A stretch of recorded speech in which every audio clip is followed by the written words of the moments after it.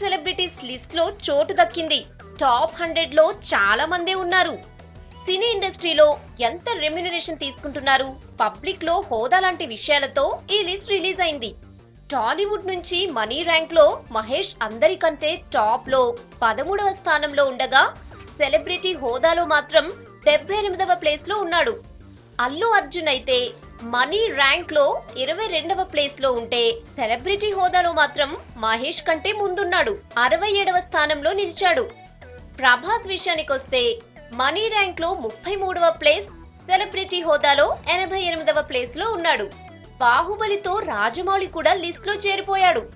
Money rank లో 30, celebrity హోదాలో 84వ place లో ఉన్నాడు. మనీ హోదా ర్యాంకులు పొందిన వాళ్లను వరుసగా చూస్తే రవితేజ 57, 65 ప్లేసుల్లో, పూరి జగన్నాథ్ 48, 94 స్థానాల్లో ఉన్నారు.